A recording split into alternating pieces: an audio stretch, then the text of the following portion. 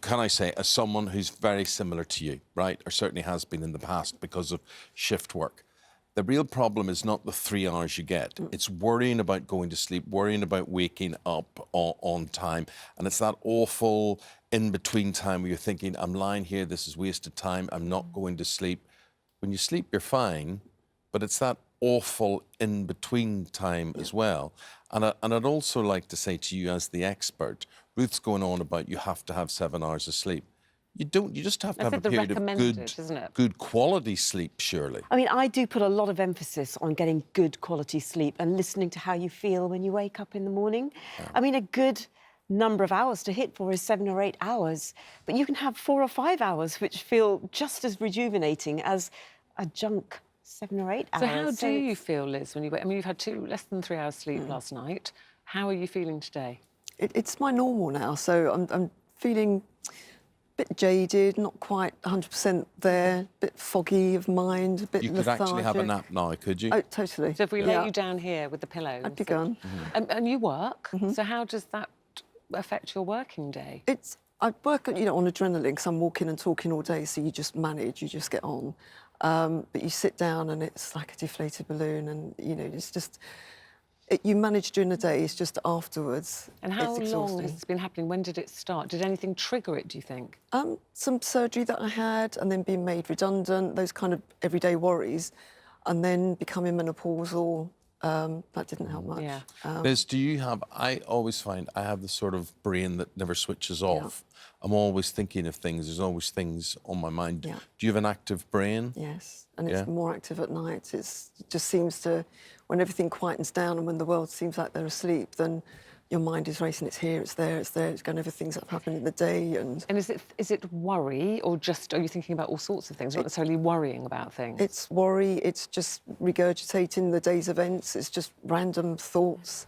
It's just everything seems to bombard you. And what have you tried? People say, oh, counting sheep, have a milky drink, have a warm bath. Yeah, I have the warm bath. I've tried the milky nighttime drinks. I've tried some sprays that you put on the pillow, some things that you put in the bath that are supposed to help, the lavender, the chamomile, not having caffeine. She's tried it all.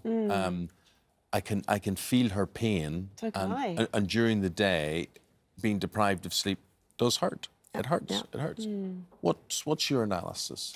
Well, there's a few things, and Liz and I have had a chat as well. There's a few things I'd love you to try. I mean, you go to bed quite late, and you go to bed with the television on, and you say it's because you don't want to listen to all the stuff that's going on in your head. Yeah. There is some work to be done on finding a space for all that stuff that's going on in your head so that it doesn't hit you when you're in bed at night. So you go to bed, you've got the noise on, you fall asleep because you're exhausted, you wake between 2 and 3 in the morning. That is entirely normal. Most of us wake between 2 and 3 in the morning. What I don't want you to do when you wake up is to be looking at your phone. Sometimes you put the television on to check the time. All of this is going to bring you right back up into full wakefulness. So I don't want you to worry when you wake up. Know that you're going to wake up. You just want to try and stay as sleepy. You almost mimic feeling sleepy when you wake up. If you have to go to the bathroom, do that, but don't look at the time. Don't check the clock, anything like that. And you come back to bed, and there's something... Can I teach you a little meditation, which you can do in just 30 seconds? Focus on your foot, your right foot, and just say, I love my right foot. I love my right big toe.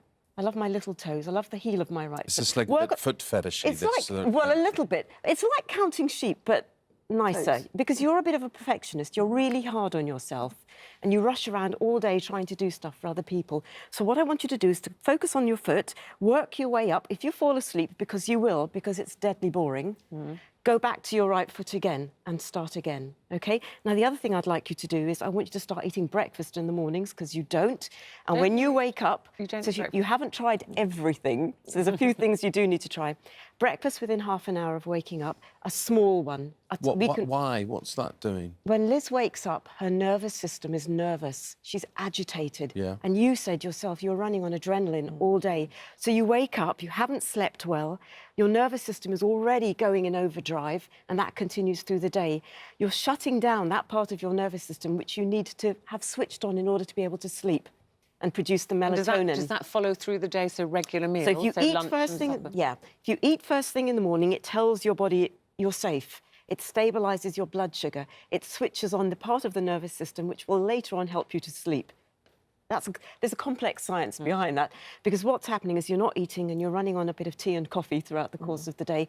So the caffeine you need to drop that down. You need to eat first thing in the morning.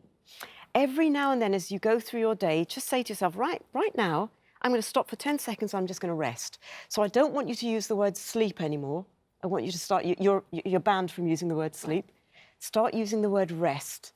So when you get into bed at night, I'm really looking forward to resting. When you wake up during the night and you won't know what time it is, I'm just going to rest. I'm going to focus on loving my feet. I want you to stop measuring your sleep as well.